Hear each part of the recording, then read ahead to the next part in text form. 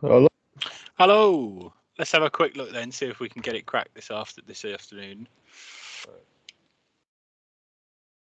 Okay, so how I fixed it was basically, so the issue was it was going like the opposite direction. So I was like, okay, just change it to plus instead of minus. As Okay, simple as cool. that. Yeah. But as you now see, it works, but it's at the bottom right instead of being top left, and I don't know how to move it back up to top left.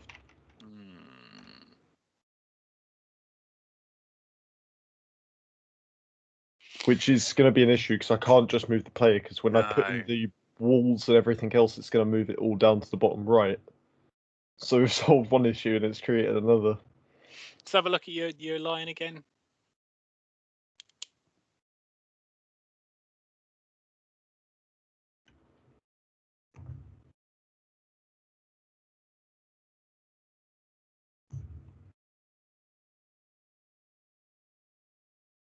What happens if you just with that position, the set position line? What happens if you just take out the minimap.x and minimap.y? So it's just player.x divided by 15 and player.y divided by 10. Just curious. This might make it even worse, but we'll see. No, it's just gone. Gone completely. I'd imagine that's put it off the map. So if I mean, well, it wouldn't have moved it off the map because. Well, no, it's like it's put him here. Where if I just do that, maybe that works. No. I mean, I don't think it would have moved it off the map because the top left-hand corner of the map is 0, 0. So unless that was making it a negative value, it would still be on the board somewhere. Yeah. So basically, this little circle here, that's what you want to be. You want this to be your kind of the player's window into the map, right? And the only thing they'll see will be that. Okay. Yeah. Okay.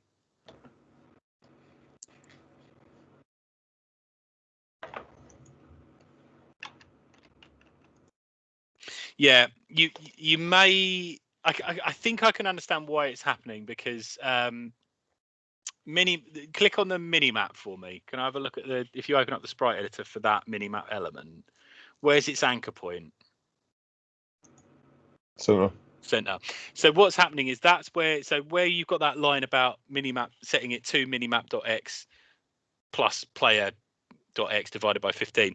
That's why that's happening, because that is minimap.x and minimap.y, that anchor point. So then when you're adding in those values of the player's position. So is it doing 15 from the center point? So it'd be bringing it down here because it goes 15 along and 11 down or whatever it was. Well, yeah, but remember, it's taking the player's position in there into account as well. So that's why it's shifting it sort of. So say I was to do top left, would that fix it? Give it a go. Give it a go. I mean, it'll definitely move it. It might solve it. It might get you to where you need it to be. So if you press play now.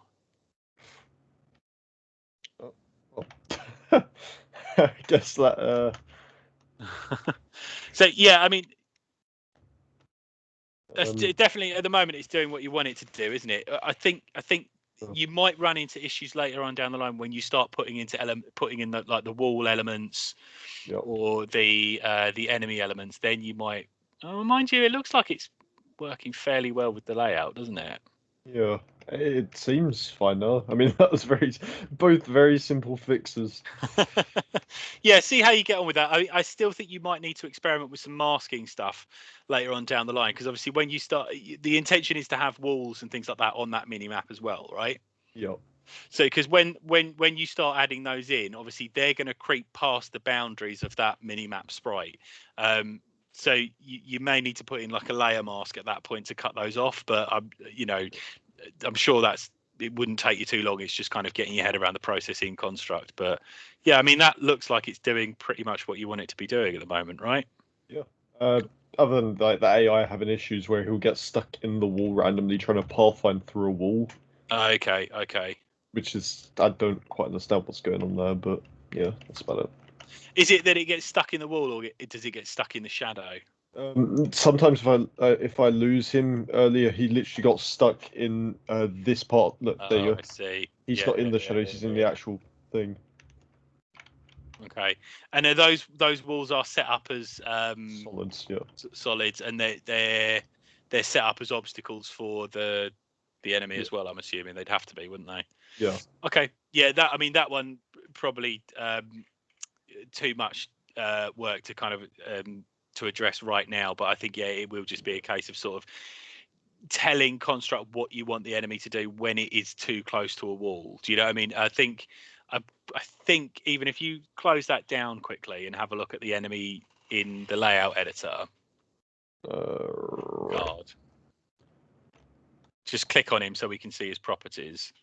So you can see there's an option for, scroll down a little bit. There's an option for cell border and things like that. You might need to increase that. That might stop him getting trapped into a wall. If you make that a positive number rather than a negative number, that might help.